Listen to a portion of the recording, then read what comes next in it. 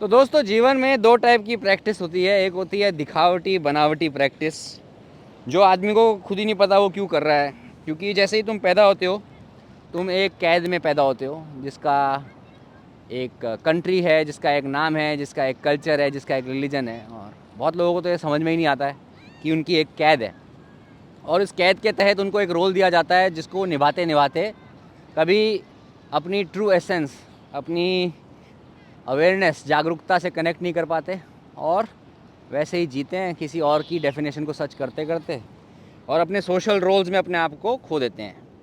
उनके सपने, उनकी डेफिनेशन सक्सेस की, एक्सरसाइज की, लाइफ की, लाइफस्टाइल की दूसरों के बलबूते पे बनती है, तो वो दूसरों के जो डेफिनेशन है उन्हें सर्च करते करते अपनी ज़िंदगी बिता देते हैं। और हम चाहते हैं कि आप अपनी स्वतंत्रता समझें, आप अपना फ्रीडम समझें, और फ्रीडम का मतलब क्या है वो समझें, और अपनी प्रैक्टिसेस, चाहे वो फिज़िकल हो, मेंटल हो, इमोशनल हो, लाइफ की हो, फाइनेंस हो, रिलेशनशिप हो, सारी चीज़ों में एक स्वतंत्रता से अपने आप को ध्यान में रखते हुए जागरूक होके एक्शन लें और एक्ट करें।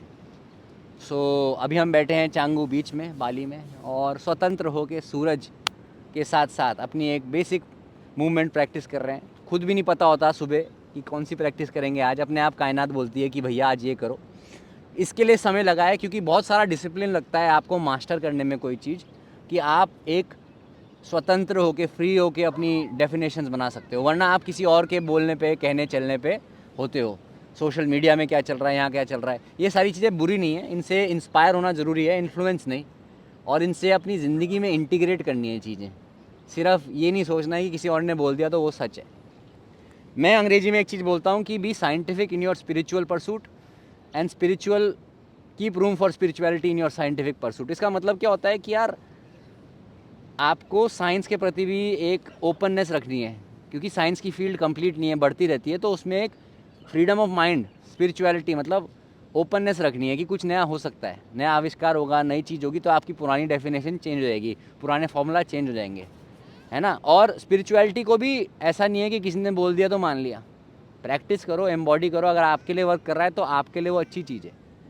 तो आज मैं बात करना चाहता हूँ 6 टाइप की स्वतंत्रता, फ्रीडम के बारे में, जिसके हिसाब से मैं अपने कोचिंग प्रोग्राम बनाता हूँ इंडिविजुअल के लिए, है ना। इस बार मुझे समझाने में आसानी होगी, क्योंकि बहुत सारे लोग पूछते हैं कि क्या करते हो, क्या नहीं करते, आप घूमते रहते हो 10-12 महीने से, आप बाली में हो, इससे पहले थाईलैंड में घूमते रहते हो, क्या करते हो आप।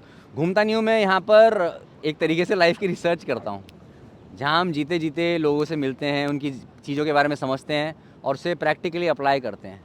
फिर मैं इमर्शन होस्ट करता हूँ, जहाँ लोग मेरे साथ रहते हैं, या फिर मैं उसे डिजिटली होस्ट करता हूँ, या फिर पर्सनली, जहाँ पर लोग मेरे साथ रह के बहुत सारी चीज़ें अपने आप को टटोलते हैं। और मैं इसलिए कर पाता हूँ क्योंकि मैं 20-22 साल से ये टटोल रहा हूँ, किताबें लिखी हैं, इतने कोर्सेज़ करे हैं, और हर दिन अपने आप के लिए शो अप करता हूँ। जैसे आज है, अभी हम वज्रासन कर रहे हैं, और कोई लोड नहीं है किसी को दिखाने का कुछ ना। तो अब मैं बताता हूँ आपको 6 टाइप ऑफ फ्रीडम। सबसे पहली चीज़ जो होती है ना दोस्तों, वो होती है शारीरिक, फिज़िकल फ्रीडम। मतलब कि मुक्त रहना डिजीज़ से, मुक्त रहना हॉस्पिटल के बिज़नेस से। वहाँ चले गए तो आप उनके कैद में फंस गए, ठीक है।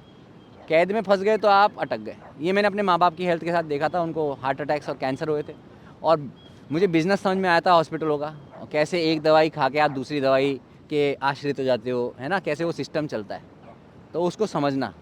दूसरी चीज़ है भावात्मक, मतलब इमोशनल हेल्थ। कि आप रिलेशनशिप्स में खुद के साथ, पहली बात पॉजिटिव रिलेशनशिप में हो, उसके बाद बाकी रिलेशनशिप्स में आप पॉजिटिव हो या डिपेंडेंसी के बेस पे चल रहे हो, कि भैया दूसरों ने बोल दिया तो उनका कठपुतली बन के नाचो और बाद में उनको हेट करो। पहले अपनी अवेयरनेस और जागरूकता प्राप्त करोगे, तभी आप उस रिलेशनशिप को आगे ले आओगे। एक कुत्ता अपने साथ अच्छी रिलेशनशिप में नहीं है अभी, पर वो ठीक है। तीसरी चीज़ है मेंटल फ्रीडम। क्या आप अपने दिमाग के कैद में रहते हो या दिमाग को यूज़ करते हो, जो कि आपका सबसे इम्पोर्टेंट टूल है। उसके बाद क्या आप उस दिमाग को यूज़ करके दुनिया में कुछ मीनिंगफुल क्रिएट कर रहे हो, या सोसाइटी के हिसाब से इन्फ्लुएंस होकर चल रहे हो। चौथा है स्पिरिचुअल स्पिरिचुअल फ्रीडम। क्या आप अपने रिलीजन के शिकार हो, क्या आप सोसाइटी की नज़र में अपने रिलीजन को फॉलो करते हो या आपको खुद कनेक्शन फील होता है किसी हायर पावर से, चाहे वो रिलीजन के थ्रू हो या स्पिरिचुअलिटी के थ्रू हो, किसी भी तरीके के थ्रू हो, ये याद रखो कि आपका कनेक्शन आपके हायर सेल्फ से या भगवान से या सोर्स से आपके ऊपर है। उस कुत्ते का कनेक्शन भौंकने के थ्रू हो रहा है। 5वां है फाइनेंशियल फ्रीडम। आपकी पैसे से कैसी रिलेशनशिप है, आपकी रिलेशनशिप मनी और वेल्थ से क्या है। क्या आपको लगता है कि दुनिया ने जो सक्सेस बोल रखा है, पैसा बोल रखा है, जो गाड़ियाँ लेते हैं, जो घर लेते हैं, उसके हिसाब से आपको जीना है, तो आप तुलना में जियोगे और उस तुलना की कभी भरपाई नहीं हो सकती। या आप ओन करते हो अपनी रिलेशनशिप फाइनेंसिस के साथ। अबंडेंट होने का मतलब क्या होता है कि आपके पास उतना पैसा होना कि आप अपनी ज़रूरतें पूरी कर सको। पहले अपनी ज़रूरतें समझो कि वो आपकी ज़रूरतें हैं, आपको सोसाइटी ने थोपी हुई हैं। उसके बाद आती है छठी, जो है एनवायरमेंटल फ्रीडम। या आपके आसपास जो एनवायरनमेंट है, सोशल एनवायरनमेंट है, डिजिटल एनवायरनमेंट है, क्या आप उसे चुन सकते हो या आप उसके शिकार हो। तो इन 6 चीज़ों पे अगर आप काम कर दोगे ना दोस्तों, अपने ढंग से, किसी और के ढंग से नहीं। वज्रासन काफ़ी हो गया।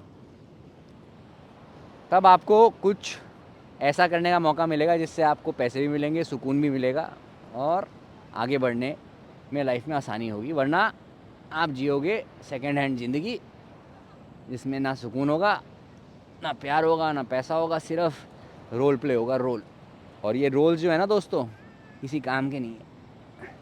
तो सबसे पहले तो ये स्वतंत्रता समझो, उसके बाद हर प्रैक्टिस अपनी लाइफ की स्वतंत्रता से करो। आज के लिए इतना ही, क्योंकि अगर ओवरडोज दे दिया तो आप आज ही सदगुरु बन जाओगे।